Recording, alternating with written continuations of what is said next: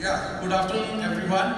First of all, three cheers to Triple FAI Women's Wing and Mr. Chaitali for doing such a wonderful work. So friends, I am the last person in the last business session between you and your sumptuous lunch. So, just giving you, this is not going to be a session which is going to be a wrap-up session, but it's a session which will say, wake up. We are talking about resilience, not a buzzword, but as the backbone of survival in a volatile world.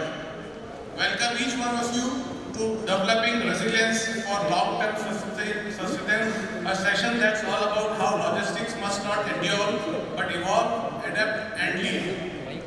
Moderating this concluding session is Mr. Anand Seth, a long-time champion of strategic growth and stability in logistics. I request you, sir, Mr. Anand, please come on the dais. I also request our advisor, Shri Radhaji, to come on the stage.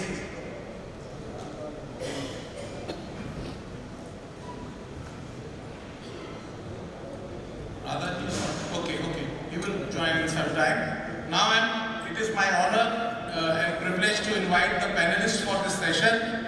My first panelist is Mr. Lenny Abrao, MD Abrao Group.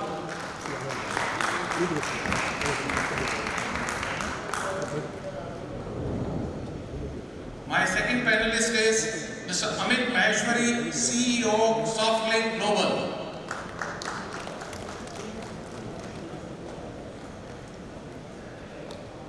The third panelist for today's session is Mr. Edwin Jesdas, Sustenance Limited.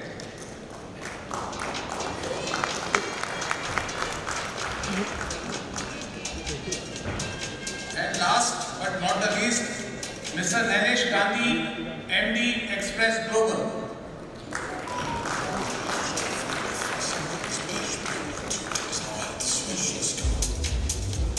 Thank you. Please have a seat. Now I hand over this session to Mr. Anand Seth to start the proceeding. Thank you very much. Welcome, Mr. Nilesh. Good afternoon, everyone. As it's already been said, we are the last session. We are between you and your lunch. We're not going to delay your lunch. We're going to try and wrap it up as quickly as possible. But as the session is a little heavier one, I will seek your indulgence if we go a few minutes over. I think I'm privileged over here to have stalwarts over here sitting next to me. And there's nothing I can add more than what these gentlemen are going to tell you about the topic which we have, which is resilience and long-term sustenance in business. I would like to, say a few words on Lenny. Lenny Abrao is from the Abrao Group. I think we all know what the Abrao Group has done in the last so many years. And I think no better a person than Lenny to tell us what is it that they have done in building resilience and long-term sustenance, more specifically building agile and shock resistance supply chains, Lenny, from lessons from the recent global disruptions, be it pandemic, climate, tariffs, whatever, and also enhancing infrastructure and process flexibility. But before you go on and make your presentation, for the sake of time, I'll ask you a question right now so you can cover it in your presentation itself so that we can save some time. I would like you to touch on how is it, you're a large organization, large company, large infrastructure, etc. How is it that the larger, people in our industry, larger companies in our industry who are SME and MSME per se, what is it that they can do to become a bigger, more important and a more resilient logistics player? Over to them. Good afternoon, everybody. Can you all hear me? Okay. Firstly, let me thank Triple FAI for giving me this privilege and honor. I will start by saying that over 20 years back, at a Triple FAI convention in Hyderabad, I had the opportunity to listen to stalwarts like Shantanu, Tushar, and that set a spark in my mind to see how we can change from being a mere customs broker to evolve ourselves to get into value-added services. And that is what has actually led us to think, expand into other areas. And today it's a real privilege for me to be a part of this esteemed panel, but I think more importantly, to be able to share with this august body some insights on what we have gone through, some of the steps we have taken to head out. Just to give a perspective for this session, I would start by talking about global disruptions. And one word I think which all of us became familiar with the recent disruption, which was COVID, was VUCA, which is nothing but volatility, uncertainty, complexity, and ambiguity. And we really had to get off the mark very quickly. And what we realized is that unless we came up with strategies to meet customers' evolving demands, whether it was in terms of speed or simply ensuring their sustainability in terms of operations. And another critical factor was the transparency that we had to maintain. I think one thing which I want to emphasize here, and many speakers have done also, we have to be extremely transparent in our dealings with our customers. This is very important. Always in times of disruptions, one of the common factor is the changes and disruptions that happen which can affect all your planned schedules. And unless and until you are willing to share this data with them, and I think many a time we have always been fearful of doing so, wondering what the customer would think.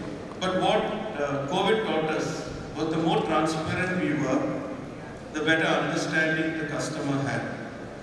I would say that disruptions are challenges, no doubt, but they are also opportunities for growth. And this has been a learning for us. I would just like to put a line there and say, the best of times from the worst of times. Second important factor for dealing with disruptions is agility. Now, one simple example is simply rerouting shipments. One of the very nice examples that I talk about very frequently is the moving of containers from Chennai in railroads to connect with direct services to the USA. Now, this is a time when space was very difficult to get. There was a lot of orders which were there. And these are the kind of, I won't say innovative, but a different thinking that enable the cost to come down, that enable the transit to be met. One of the things that we are receiving a request is for warehousing to be provided in times of disruption, where goods are asked to be stored in warehouses at a place as close as possible to the final destination, so that they are able to handle any kind of shocks or sudden changes to tariffs. And this is something which today, as part of Triple FAI, we are all members of various networks. This is something that today we have access to and a service that we can provide. And this is something that we all need to provide our customers. One of the things we did when COVID happened is that all our staff were obviously moved to work from home. We managed to get all our desktops to the staff at their homes. We replaced a lot of their desktops with laptops for increased mobility. We also ensured they had a very good internet connection, so communications were maintained. And this really helped us both in our China agency and in our logistics division. One of the key things, I'm not getting too much into it, but we really need to upskill our employees to be able to adapt. And this is very critical. We are all used to, or our employees are used to following a certain pattern, a certain routine, a certain SOP. In times of disruption, it doesn't work. So I think the ability to be able to, handle such disruptions and being able to adopt and adapt quickly, I think is very critical. There is another aspect which is your risk management strategy. And I think the best example that we have is what Customs has today in the RMS. I'm not speaking more of it, but I just wanted to give this an example of what the government is doing, and maybe it should tell us what we in our organizations can do. The advantage of doing a kind of risk management is also that you can optimize your resource allocation. It is also important that we build very agile partnerships. Now, when I say agile partnerships, it means that your relationship with your partner should not be a vendor relationship. It should be more one of collaboration. Are you able today to speak to your vendors, discuss with them what should we do, what are the strategies that we can do? Are you able to collaborate with them and come up with an alternative to meet the customer's requirement? We are not experts in everything that we do. Your vendors are, your partners are. So I think we have to learn to collaborate and share information with them, learn from them, brainstorm with them. It's also important that at some point you will need to have a diverse set of suppliers. We have realized this, that certain suppliers have strength in certain areas, and you are so used to working with them. So you have to get out of your comfort zone, find another supplier that actually meets the revised requirement. But I think what is more critical is how you work with your partners. You have today AI and analytics, predictive modeling, all this to help you identify potential risks, which also helps you therefore to prepare. I am not going into the IT part, but one particular area which I really want to touch upon is process. This is something which has clearly helped us as an organization. We have gone in for extensive process mapping, and this is not easy. It requires a lot of time and effort and commitment from the management also. I have individually spent lots of meetings with the consultant whom we had hired for the entire process mapping. Every single operation process was mapped, brainstormed and discussed to see how we can remove any sort of redundancies, remove inefficiencies, and this clearly helped us because two outcomes was, one, we realized a lot of the processes could be centralized. Now what does this mean? When I say process can be centralized, it allows you to optimize your resource. I know there are already organizations doing this where the entire customs filing is centralized. It's a very good example of that. Likewise, we realized a lot of our processes could be centralized. The second aspect is automation. Any task which is repetitive in nature can be automized. Of course, there are a lot of benefits. I'm not getting into that. You have your accuracy, but the larger thing is our scalability. I think they had briefly touched where he said, a company, the moment you get a customer, you have to hire more people. The moment you do this, you are able to scale. So it doesn't mean that every time you get a customer, you have to hire 5 people. With the existing resource, you are able to do the work because you have one automation and one second you have centralized. So there is obviously cost savings. And let me end by saying the biggest beneficiary is your customer, and it's enhanced customer service and experience. today we are proud to say that our portal that we have for our customers is one of the best. I won't say the best, but we can proudly say it's one of the best, where every single process to the maximum extent possible is digitized. And this is the bottom line. The enhanced customer experience is what we should all work for. I would just like to end by saying that we heard a lot of people talking that customs is today a facilitator. Today our community should be enablers. Enablers in the sense that we have to learn much more, adapt ourselves, be informed, so that today we tell our customers, listen, why don't you look at this market? Why don't you look at this trade? Instead of the other way around. I think that is what is expected for us. And the potential for logistics in India is fabulous. I think we've seen the numbers. So it's up to us to prepare ourselves in the right way. And that will come from upskilling, having the right tools, not just adding numbers, but in terms of changing our mindsets. It starts from there. And being in a position to advise our customers in the right way. I would also say that today the customs is actually running. And if we don't run, I think we will lose our relevance, and therefore we will not be able to sustain our businesses, because sustainability of business comes from our relevance to the customer. Thank you. Thank you, Lenny.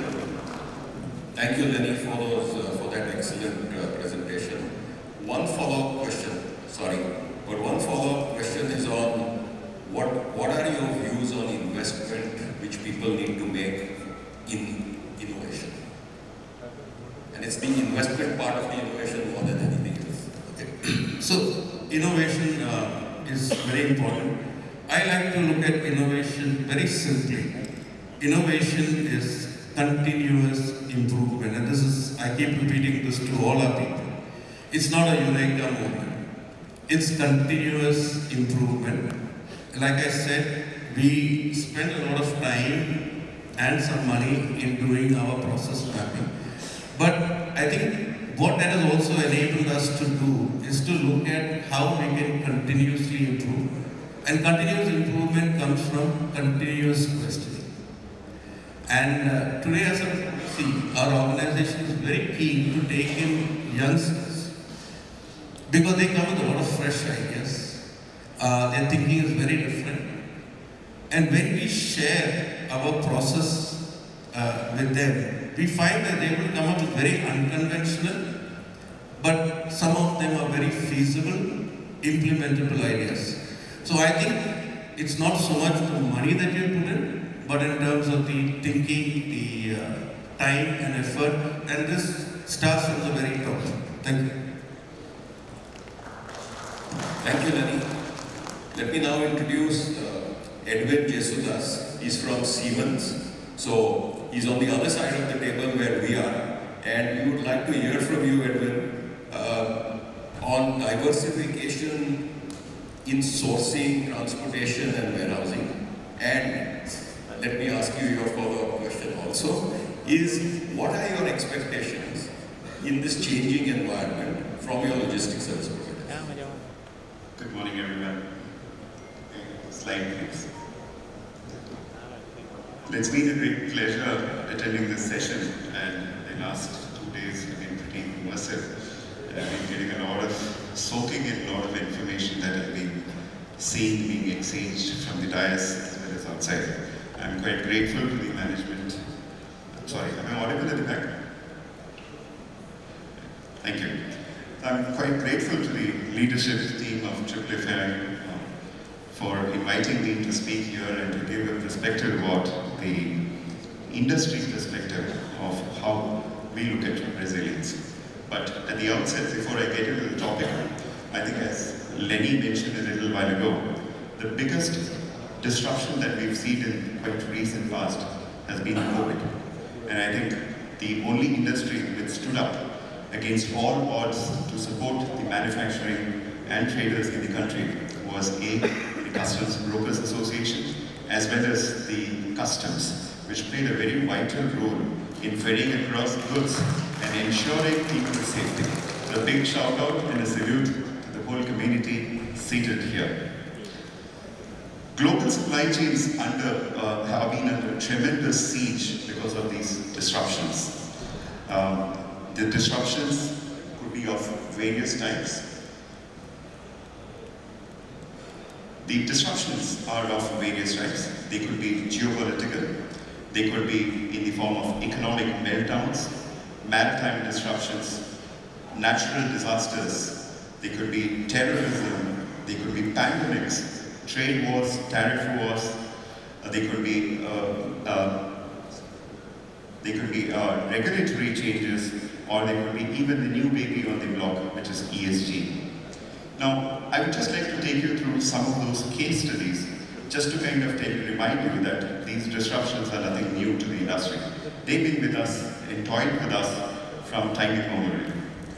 One of these cases was a classic case of Sony PlayStations 2, and I like to call this as Game Off. In 2004, a vessel ran shore in the Suez, and as a result, the entire supply of PS2 stations to the Europe and the US was cut off. So the game was off.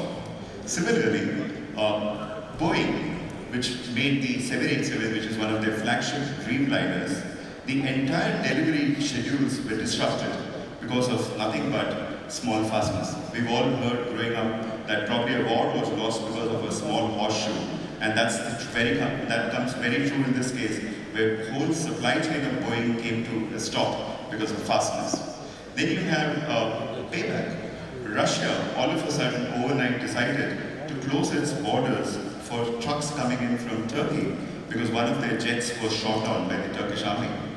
Of course, there are climatical issues. One of the wine manufacturers in UK was completely without business because the entire crop of grapes was run down because of torrential rains. And finally, to take a cue from what one of our speakers spoke about yesterday with reference to the Mahakumbh, where we had about 660 million odd people turn up at Prayagraj. Coca-Cola had an unprecedented sales of more than 180 million, quite unusual.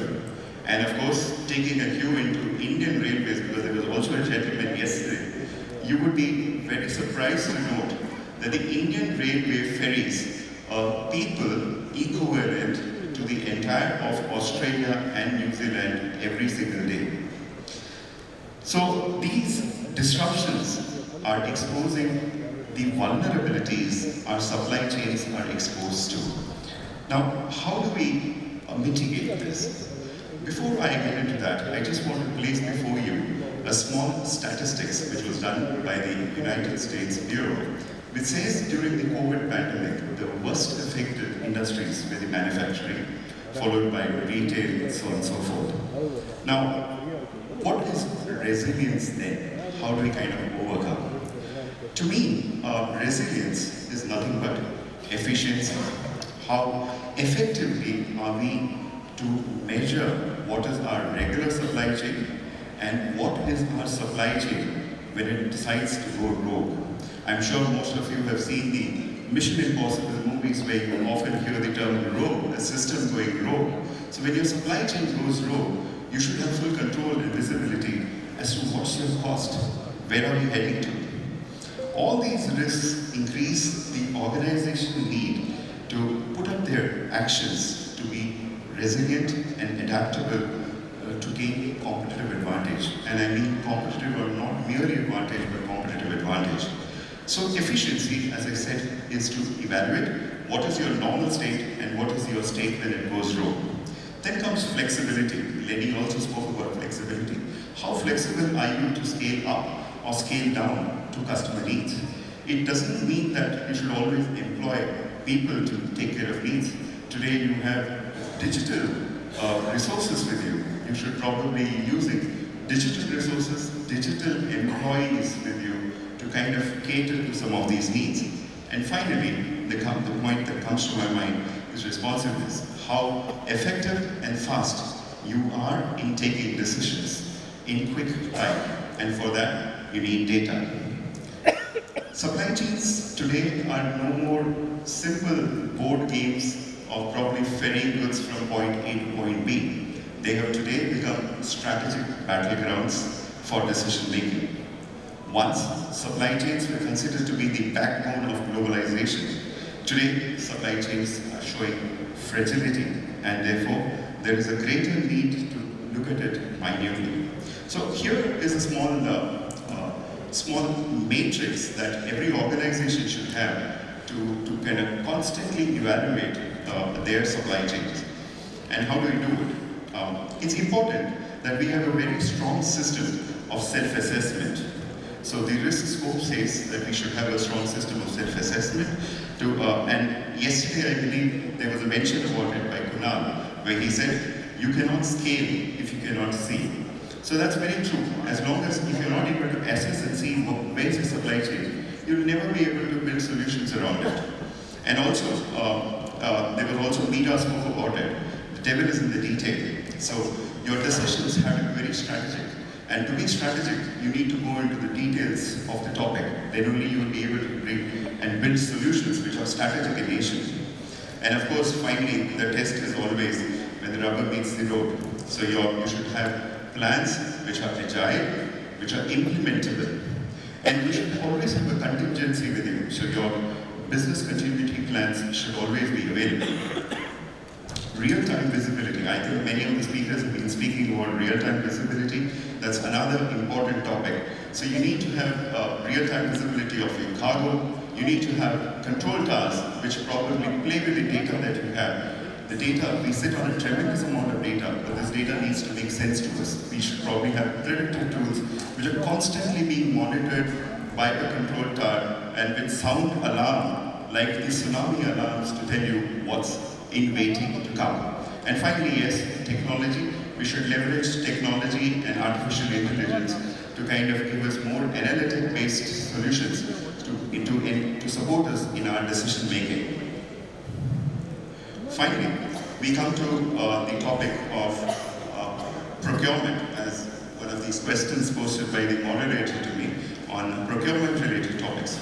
Procurement-related topics are pretty simple. You probably need to always keep on evaluating your sourcing base. We should always focus whether we should be restricting ourselves to a single source or we should probably be spreading our risk by looking at multiple sources. We should constantly be evaluating our purchase volumes, PVOs, as well as our sales volumes. And wherever you feel that there is over-dependence on a supplier or a customer, I think we should start taking necessary steps towards correcting it. We should be looking at flexible agreements with our partners. We should have a wonderful relationship. Supplier and vendor relationship is very, very important for the success of our supply chains. Digital assistance. This is another important topic that I wanted to talk about. We've all been exposed to ERPs. What an ERP typically is nothing but a recording tool. It's a financial tool which records your financial data and gives you information. And then there are some things called the planning tools. And what do planning tools do? Planning tools go into historic data, analyze it, and kind of help you transact a transaction. But the need of the hour are tools which are beyond this, which sit above these planning as well as the ERPs, which are called optimization tools, which work exactly to the need of the customer and need of the supply chain. This could be in the form of probably revisiting your inventory norms. It could be probably looking at stocking some of those vulnerable parts, okay? Or it could be maybe completely rewriting the way we source goods from our suppliers. So the supply chain decisions are built into these optimizing tools, and they take smarter decisions. And in some of our manufacturing companies, we have developed some real-time solutions around it. Now, we have real-time dashboards which talk to us about what's our open purchase orders, where are we vulnerable. We have some facility redundancy mapping. So our tools are automatically in a position to understand where the orders need to be placed based on our requirement. Should I place it on my Singapore warehouse, which is running at optimum capacity? Should I probably be placing it in my Germany warehouse or maybe a US warehouse?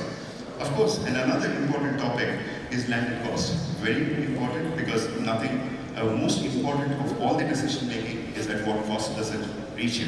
So we have developed landed cost tools. And these landed cost tools are not very simple, small ones. They come with a lot of intelligence packed into it. They are there to take care of the changing logistics patterns. They also encompass the different tariffs and changes that happen in the tariff world. So at any point of time, the moment a purchaser wants to make a decision of buying, he's given options to source from country A, country B, or country C, and which allows him to take wiser decisions. Finally, we come to the logistics part of it. In logistics, there are some decisions which are very basic in nature. There are some decisions which are strategic and big decisions. Now, decisions could be that should you look at a single logistics partner, or should you have multiple logistics partners in order to spread your risk? It could be to probably be looking at conventional supply chain models, or look at more diverse and complicated supply chain models like maybe SEZs, movers, EOUs, etc., etc. And also challenging your hub and spoke warehousing methods, or looking at maybe an omni-channel way of warehousing, or probably looking at holding consignment stocks to reach your customers much quicker than you do in a normal course. Leveraging technology to give you real-time tracking. And then, of course, emergency response. How well are your service providers in a position to respond to emergencies? Are they in a position to gather themselves and support? Transportation, of course, a lot of that has been spoken in the past by many of the other speakers. Multiple routes, optimum route planning, different modes of transportation. One of the classic examples was during COVID. One of our logistics partners, SpiceJet, converted all their aircrafts into seat cargo, and that enabled us to reach probably the extensive reaches in Northeast within no time. Otherwise, COVID played havoc with the logistics industry. Finally, we come to the topic of ESG, which is inseparable today. It's a need that everyone has to react. Now, just to kind of talk a little more about ESG, because maybe a few of you would know, a few of you might not know what ESG is. There are three scopes of it. The first is what we burn. That's what I showed with the burning fire there. So what you consume immediately is something that you need to kind of record and calculate. Second is what we buy. And thirdly, what's beyond it. So as long as we are able to take care of our ESG reportings, it will give us a competitive advantage, because world over there is a need. I'm sure you would know there are regulations in the form of CBAM, CSDDD, and EUDR, which can play havoc in disrupting our businesses. Finally, I would just like to leave you with this slide, facing our giants. So this is very specific to the audience here. What is the expectation from a manufacturer like us, from a service provider? The most important point that service providers need to look at is how well are they able to tackle the giants that are in front of them. These giants could be in the form of technology. These giants are in the form of compliances. Because today, customs is trying to completely bifurcate clearance of cargo and compliance.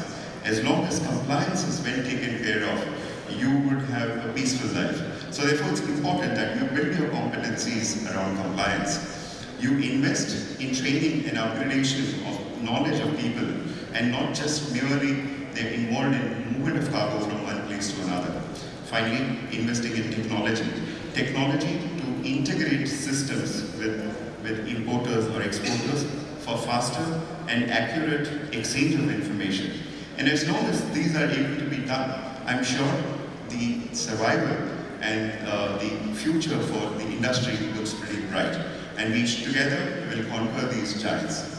Thank you so much for the opportunity provided.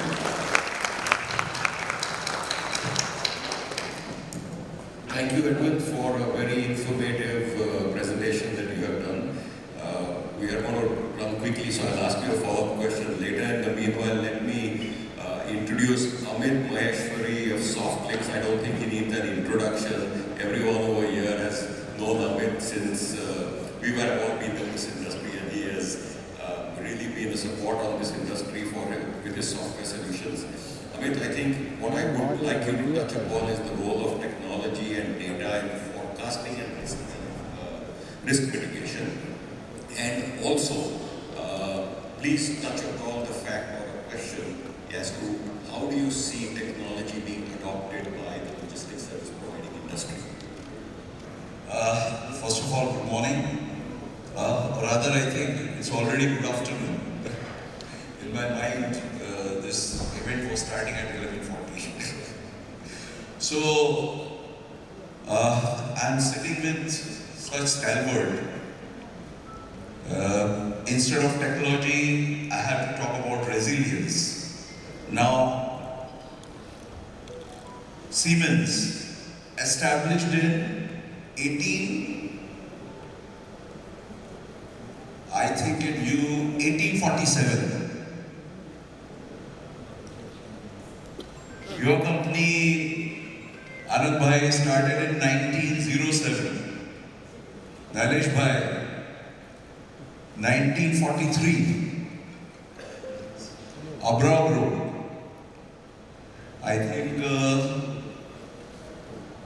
1936. Radhaji, 1970. So, compared to these people, I started my career in 1989, 88 or 89. Formally the company was started in 1992. So, the question of talking amongst such a stalwart, where the companies have been established, I'm like a infant in front of these stalwarts. But again, Dushan Bhai, your company started back, I think you people started with the cotton. So again, pretty old company. So the point over here is what exactly the resilience means. Is it only for sustenance or survival? That is what is the question. So, is this working? Yeah. For me, the resilient part was hit to me when I was in Singapore. I had gone in March 2020, and suddenly the flights were cancelled, and I myself got stranded over there. If you see March 2020, Singapore, all flights cancelled. I was sitting in my hotel room and was thinking what to do. What next? Here I am sitting. I don't know about the future, what is going to happen. So over here, I'm just trying to reflect what resilience meant to me. So, what exactly I should do?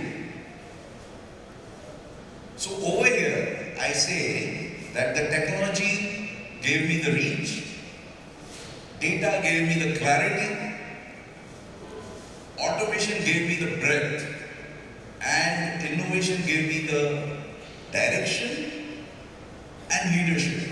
So these are the four things which I did to make my company that next time, if even I don't exist or something happens, the company has to survive. And surviving in technology is something, technology domain is one of the toughest part because the technology is continuously changing.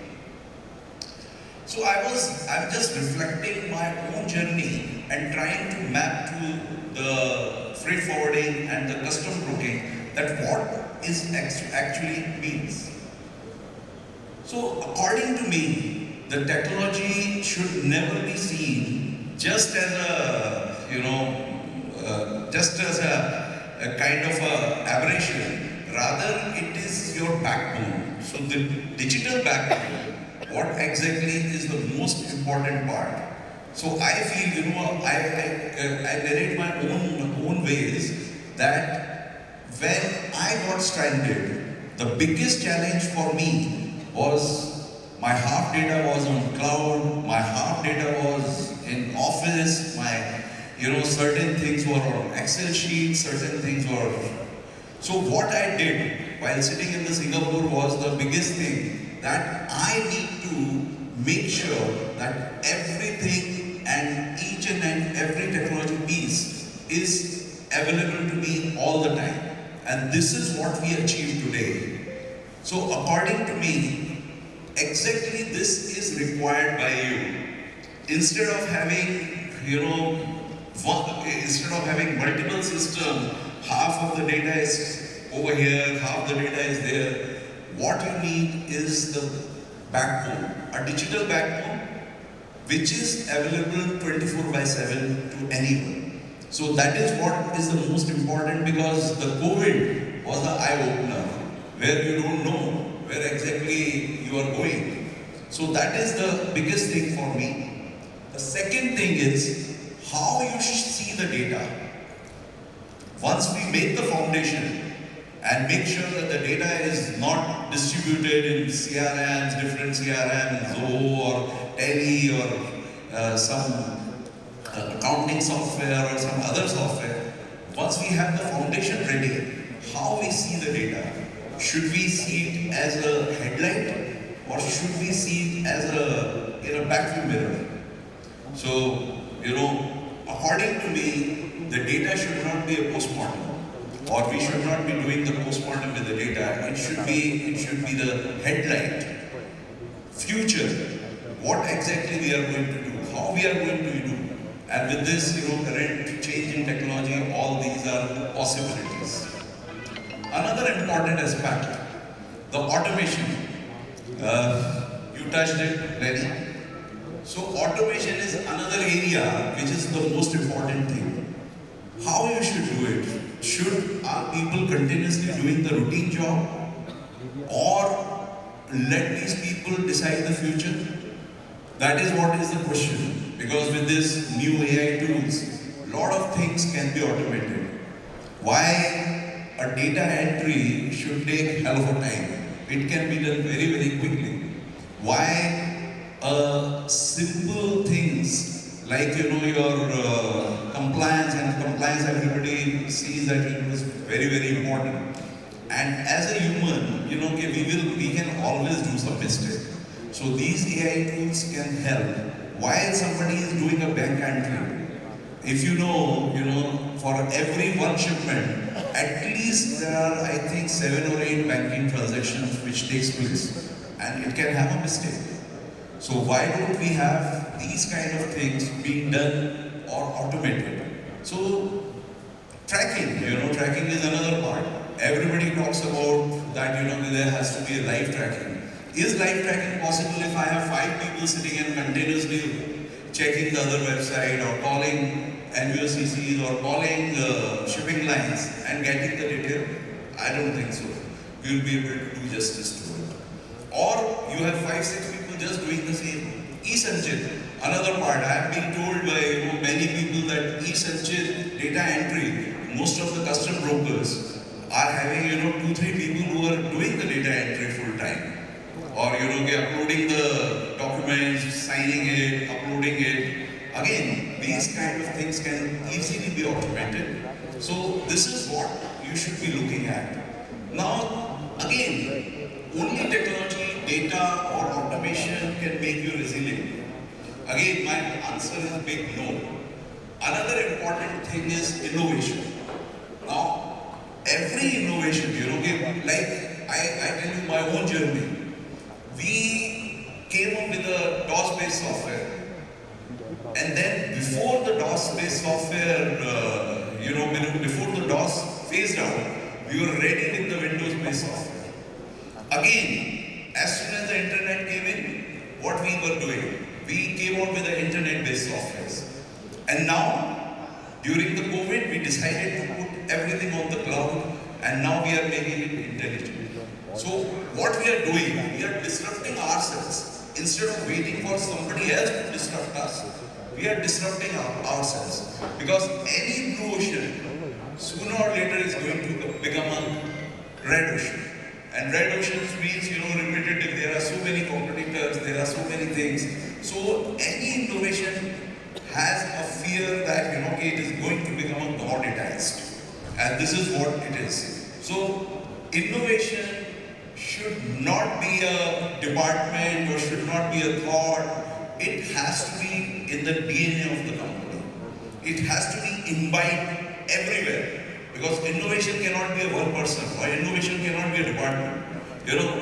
Other day I was called by, my own college and they wanted me to, give the speech on innovation. I said, I cannot. How I can make the people innovative? It's not possible for me to make anybody innovative because that has to be the part of DNA. That has to be the part of thinking. So, another biggest aspect is the innovation, which is the most important part of any resilience. Because any new thing will always be commoditized. And in softening, we have made sure that we are not waiting for others to disrupt us. Rather, we are disrupting ourselves. And that is why, even after 37 years now, we are still behave like a startup. We keep on doing something new. Now, another important aspect is the leadership. The leadership is something which is very much required. Because, I give you my own narrative that, I was sitting in the Singapore as I started and I was thinking, if something happens to me today, what is going to happen? Will my company survive? That was a big question. What I did, I started developing the second line of leadership. That if anything happens to me, the company is going to survive because organizations are very, very important. So, and not only it is a lot of people say about, developing the second line or developing, but the problem is of empowerment. The second leadership is never empowered. So this is the important part, not just the growing, but the empowerment, which is the most important part. And I'm very, very happy that today my company, where we stand, we have a very second big line of Logi Next Gen. We call them Logi Next Gen, and that the leadership is going to survive. So tomorrow, if anything happens, tomorrow such kind of a lockdown happens, there's absolutely no problem in resilience, and I'm pretty sure that we will be surviving another next year, next 100 years. So this is what is all about. For me, these 5 things are important. Technology, data visibility, then your continuous innovation, and then your leadership, and do automation. Because as soon as automation is done, the prices or the cost can be reduced. Because technology is always considered as kind of an expense. And coming back to Anand bhai, your question, according to me, I remember around 25 years back, I had written an article in ET, because at that time ET shipping was there. So I had written an article that freight forwarders and custom brokers see technology as an expense. Yes, scenario has changed, but I feel still 80% of custom brokers and CB sees technology as an expense rather than investment. And this is what is need to change. Technology is changing very fast. New things are coming up. More and more, because we keep on getting, details that, new freight forwarding or new freight forwarding companies are being formed. It is very important that if you have to stay ahead, if you have to not only survive, but sustain, it's important to invest in the technology. And finally, as I say, Let's not wait for the disruption to happen. Let's design resilience consciously, and efforts should be made. Thank you. Thank you, Amit. Thank you for that very eloquent talk on technology and how you look at it. We are going to move a little quickly because I'm keeping you off from lunch. So let me invite my dear friend and stalwart of this industry, Mr. Nilesh Gandhi, and ask Nilesh to please talk to us on, collaboration within the supply chain ecosystem. The buzzword of cooperate and collaborate rather than compete. And last but not the least, on investment in skill development. Three parts to it, but Nilesh, all yours. Good afternoon, ladies and gentlemen. I want to thank Dushan, our chairman, Dushan Gulani, and the entire team.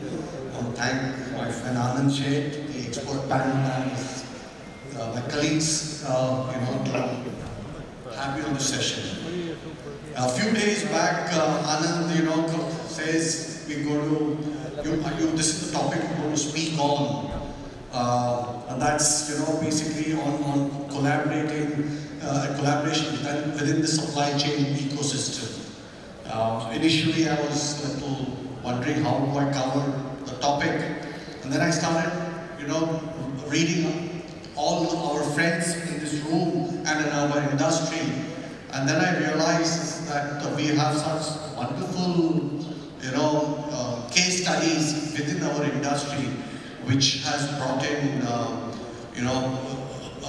has defined or has delivered the definition of collaboration, right? But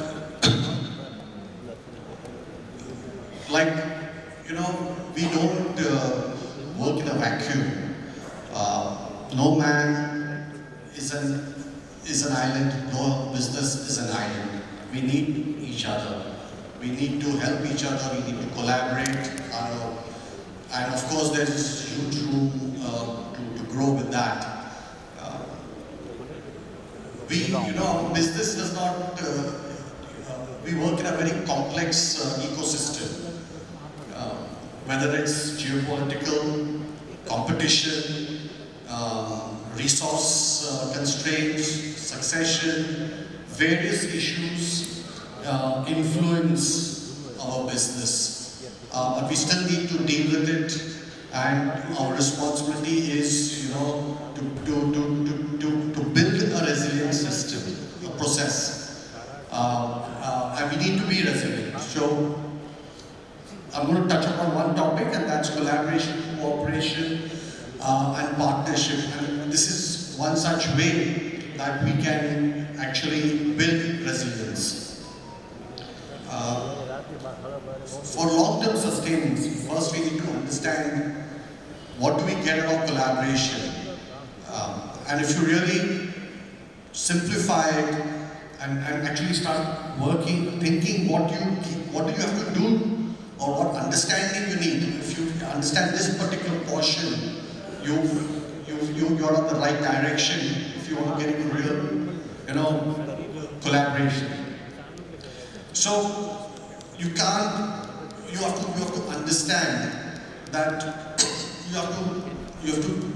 you're not going to lose anything, you're going to gain once you get into collaboration. You're going to enhance your ownership. You're not going to divide your profits. You're going to build wealth. If you understand, if you're not going to end you say I'm going to get into a partnership, I'll lose my identity. No, you're taking your legacy forward, you're building a brand. So every collaboration has a lot of value when you take that journey of a partnership. Right? So when I was thinking, what is collaboration? And how do we collaborate? And what do we do to make it happen? So I kind of, what are the strategies that we need to adopt to have a collaborative approach within our business? What is the strategy? And that's when I broke it down into 4 baskets. And each of the case that I have defined out here is actually a case study. Within our industry, we've had such wonderful case studies. So thank you for having some excellent collaboration within your friends and families. And there are some case studies which have created some challenges for those organizations. So egos and emotions should definitely not be part of any collaboration when you want to get into. Taking the legacy forward, I think that's the most important one. We are all family-run businesses from one generation to 4 generations. There's always some challenge we will face at some point of time, and we need to come out of it, right? We need to deal with it. And if you want your next gen to join you, okay, the next gen is interested in doing business but not interested in running the business that we are running. So you have to create a platform which invites them. And once you invite them, you give them the platform to deliver, I'm sure they'll take the legacy business also forward. So that's very critical. And if you can't create a new environment for your next gen, you partner with someone. But you must give that window to the next gen. You've invested in your next gen. You send them abroad for higher education. They're doing some good professional job. If you want your talent back and if they are keen to come back, you need to give them that platform. And they may feel that they want to work in a new age business rather than what we've been doing for the last few years. I'm not saying what is right and what is wrong, but if you don't deal with it, then you are wrong. So you have to create a platform. And for that, again, if you have to partner with somebody, collaborate with somebody, and invite the next gen, there you are. You're starting a new business model. You're inviting them, and they're going to take your legacy forward. A very common problem. No two siblings or next gen want to sit in the same cabin, same office, same building, deal with the same customer, talk the same language. It's not happening. You need to give them a new space. Again, if you can't do it, collaborate. And that's how you otherwise get along well, right? But you still need to give them space. So that's another reason to collaborate. Succession, again, a lovely case I have come across where the current successor is unable to run the business, manage it. The senior had to decide that I'm going to collaborate, give a window of 5-10 years, and see that the next gen takes it over. So there are various reasons to collaborate. Business environment, geopolitical reasons, geographical reasons you want to collaborate. We custom house agents are asset light. To survive or to grow, to add value, you might decide to invite somebody who's an asset-heavy organization. You all know how to complement each other. Do it. Okay? Nothing wrong in it. You have a better buy. You need a better reach. You need to cover a larger region. You go to an organization who has a better reach and you have a better buy. What more do you want? You can ask for, you can collaborate, together for your growth. Growth partners. You have the infrastructure, you need forward integration, you need backward integration. You have the expertise, but you don't know how to use it. Or you have the infrastructure, you want to invite an expert. There's nothing wrong. It's very good if you invite experts, right? It's at a professional level or as a partner. Niche products. You have the niche products, you don't know how to reach out. You have friends and partners, friends to do business with. You get along well, but you have this little doubt of joining hands and doing a competitive, or be a competitor to each other. And I use this thing very often. We are friendly competitors, and if we understand that, we can achieve a lot more. And I'll share one of the stories.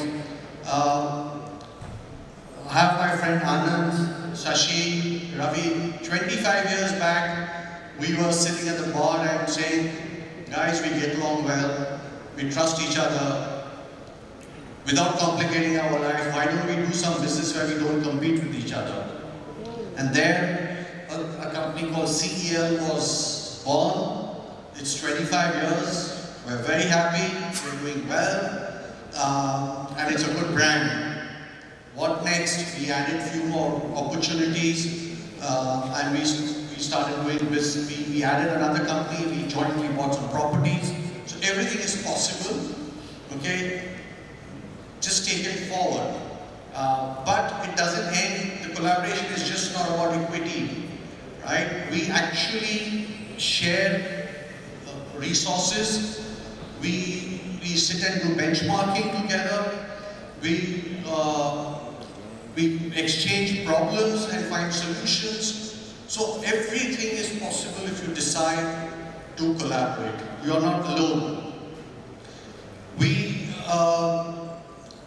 I am very good at ideas, innovation, but I'm not good at executing it and operations. And you have a friend or a partner or a vendor who's very willing to take that responsibility.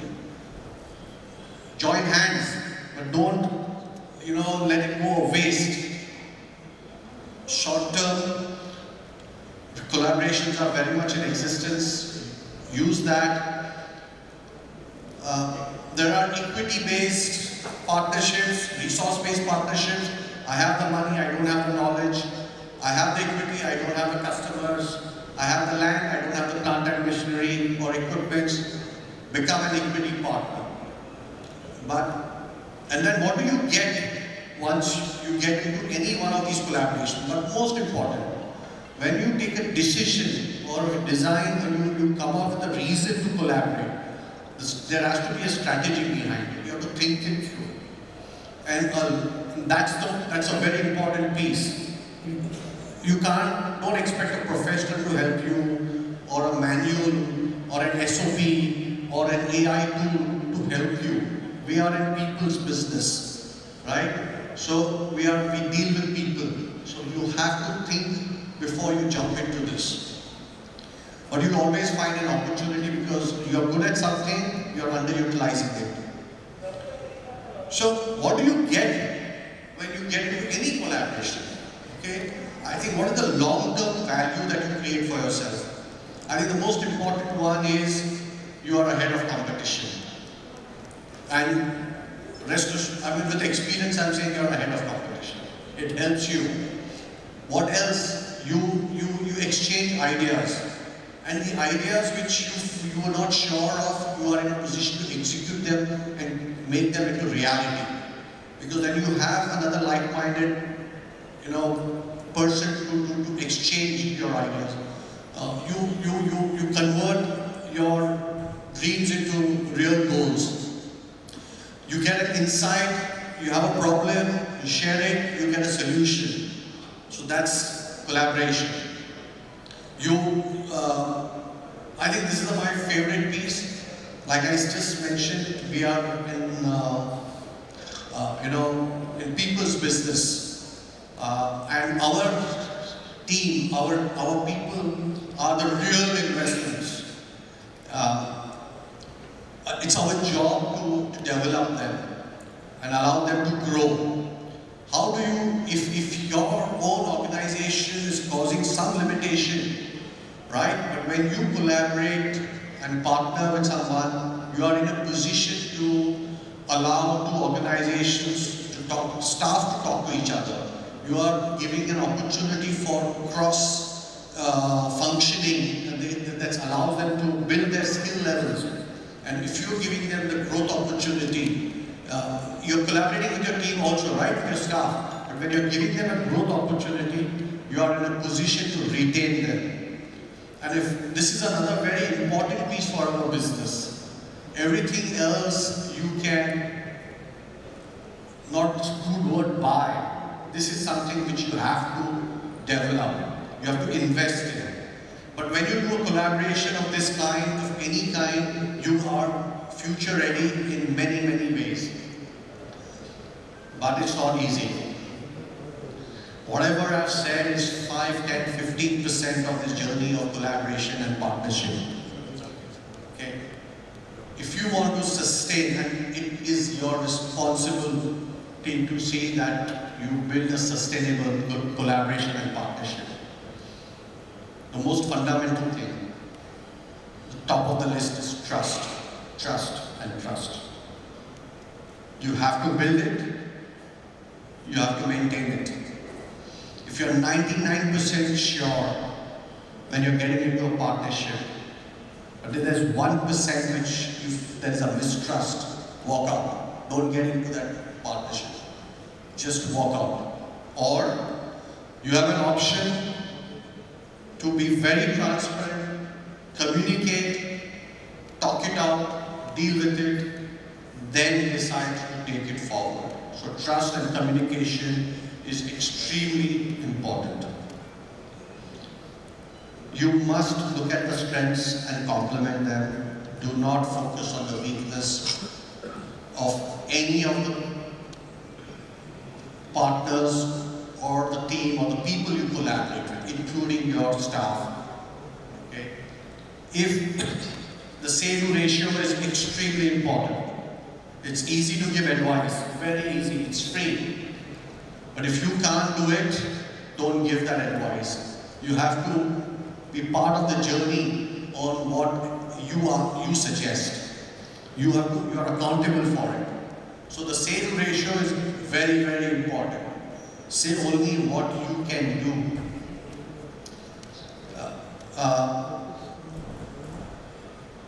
Ownership, don't. You may be an investor in it, or you may have a partner who's really working hard and delivering and taking the partnership forward. Recognize it, pay rich the rewards and remuneration. Dividends are only for investors, so if you don't get any salary on that partnership, you should not, feel sad or upset about it. Your job is to earn dividends if you are the partner who's taking this forward. And the most important is, don't expect too much. Just take every step forward with trust and better understanding. Friends, I'm going to end this session with this, but when I was preparing this launch, I came across such lovely stories within our industry on variety of collaborations, short-term, long-term. Some of the collaborations are 2 and 3 generations old, running very successfully. When I was preparing this note, I had an eye-opener for myself. Though we have Express Group as its own identity and running with activity, logistics and other industry, in the other industry. But when I started making notes, I've come across we have 10 collaborations with a lot of them friends sitting in this room. So I thank them for that. Our total of these collaborations are almost 40 partners and 200 years of partnership collectively, and all still alive. So it's very, very much possible. Keep it simple, keep it transparent. You are an expert, you have valuable things to contribute for your organizations, your family. Use it, capitalize on it by partnering with whomever you are confident and sure of. Thank you very much. Thank you, Nilesh. Thank you for the lovely presentation there. I think I had some follow-up questions, but I'm going to leave them out because I think lunch is now waiting for us. So I'll hand it back over. Thank you. To sum up this session, while I was hearing to each and every speaker, one thing which was coming into my mind was triple FAI. Why triple FAI? Because we are talking about resilience, we are talking about sustainability. Our organization is working from last 63 years. The kind of effort the leadership has put in building up this institution wherein we are now trying to give responsibility to too many members, and accordingly we are apt for today's topic as a triple FAI. So thank you to our leadership who has nurtured us, given responsibilities, and we are moving ahead. So it is time to thank each speaker for today's very interactive session. Radhaji, can you share some wise words with us? Good afternoon.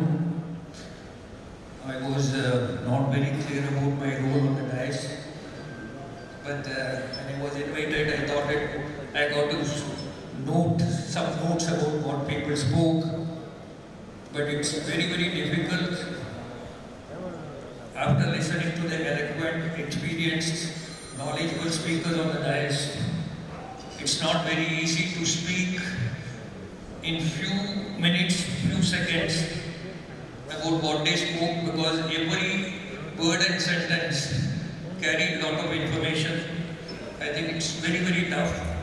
And like possibly Sudhir mentioned, that I don't want to stand before the lunch and the other function which has got to happen here. But it's been a great learning. I will not too much speak on what each of the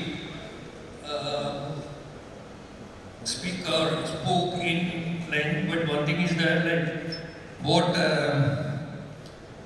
our Lenny said, disruptions offer challenges and opportunity, and best of time to opportunities is disruption. So that is, I will not go beyond that one. That's a wonderful take home for me.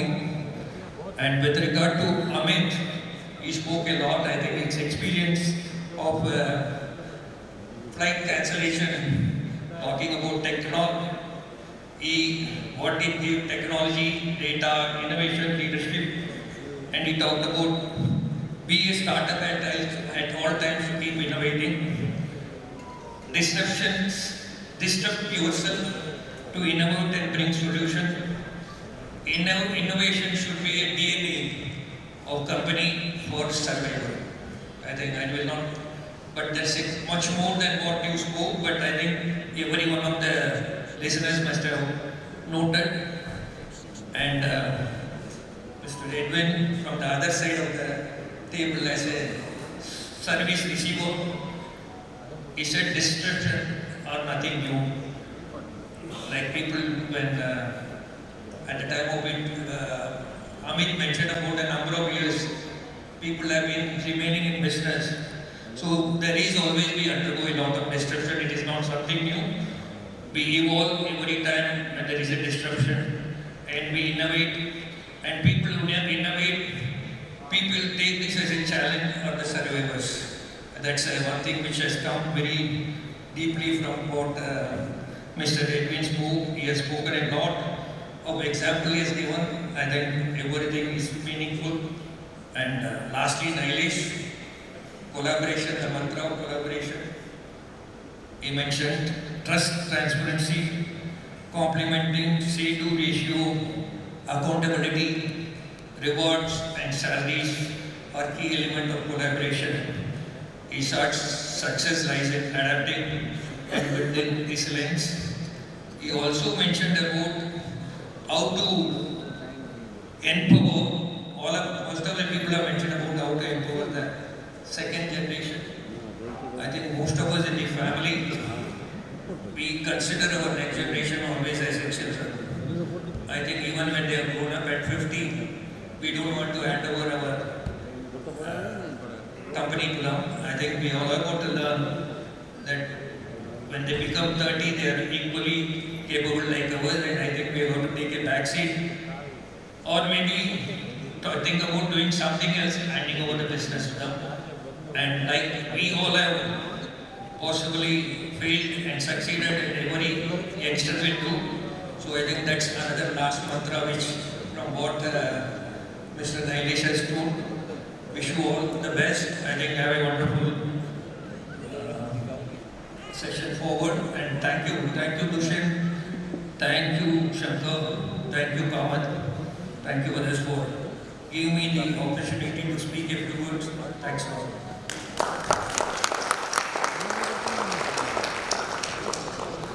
Thank you, Radhaji, for summing up this session so wonderfully. Now I request Mr. Anand to please felicitate our today's speaker. I will name one after the other, Mr. Rao.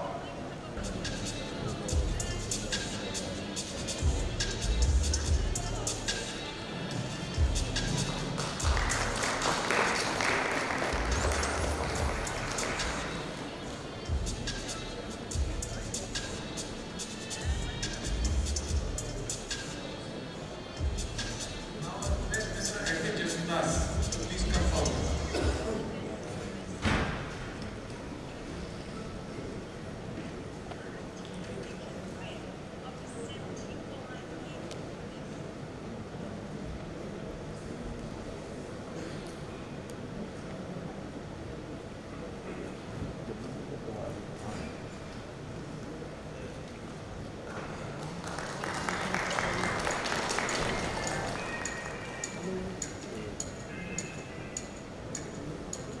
May I request Mr. Amit Maheshwari ji to come forward?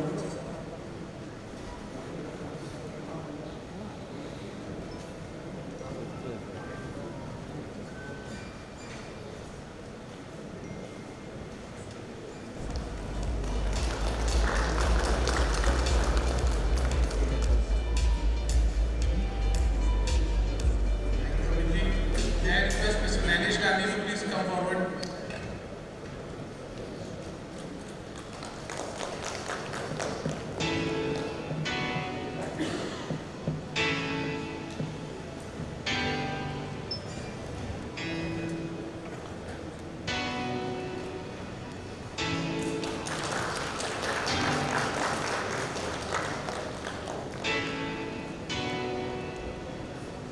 Thank you, Anandji. May I request our advisor, Shri Radhaji, to felicitate the moderator of today's session, Shri Anand Said.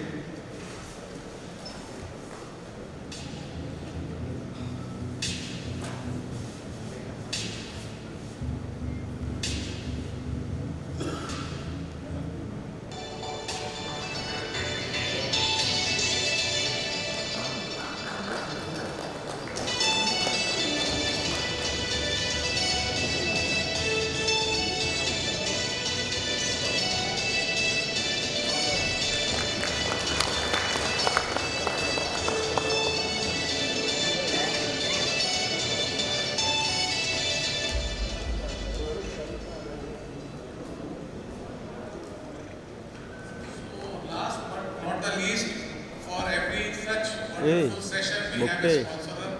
May I request sponsor of today's business session, Cresta Container Lines, Senco Trans Limited and Swift Cargo to please come on the stage and accept a token of appreciation and thank you to each one of you.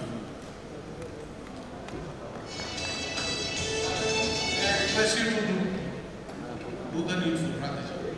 And please can you come forward?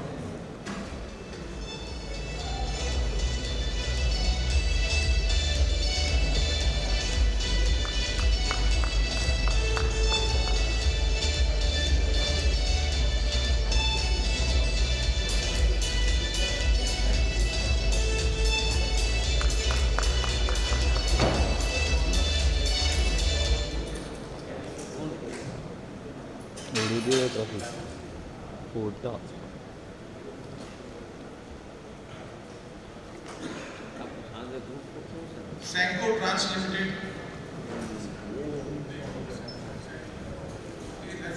Okay, Swift Cargo Private Limited. I think they are right now. So, Deepak, can you take it over? So, before we go down, we would like to honor, felicitate, thank our lead sponsor, the Abrao Group from here. So, Chairman Vivek sir, can you please come out to the dais? May we have that video, please? Every iconic journey begins with a single step. Ours led to a global transformation where logistics, technology, and sustainability responsibility intersect to move the world forward. Founded in 1936 by Paul Abro, we began as a water transport and stevedoring company. Over decades, we pioneered breakthroughs that shaped India's maritime narrative and expanded to global shores. We don't just move cargo, we engineer its journey. From origin to destination, every touchpoint is curated with precision, ensuring seamless movement across warehousing, multimodal transport, customs, and final delivery. A seamless spectrum of global logistics, unified by precision, powered by technology, and trusted by leading businesses around the world. At Abro Group, logistics isn't just about movement. It's about ownership, accountability, and excellence. We tailor our solutions to meet the unique needs of our clients, ensuring precision and reliability every step of the way. The future of logistics is digital, and we are leading the charge. Our technology-driven approach ensures efficiency, transparency, and intelligence in every transaction. Responsibility is not a choice, it's a core strategy. From green shipping to grassroots community engagement, we lead with purpose. We envision being the leading global logistics solution provider, powered by technology, driven by people, and anchored in purpose. Abro Group, where businesses connect.